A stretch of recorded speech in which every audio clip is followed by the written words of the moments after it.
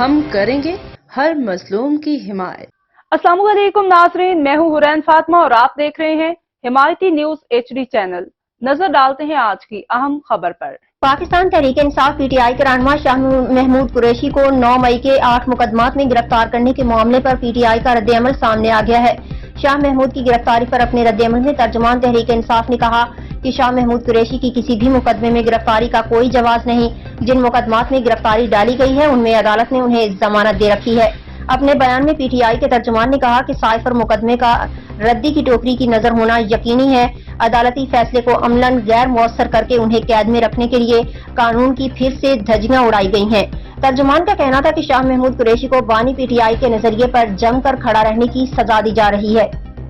اب تک کے لیے اتنا ہی۔ مزید خبروں اور اپڈیٹ سے باخبر رہنے کے لیے دیکھتے رہیں حمایتی نیوز HD چینل۔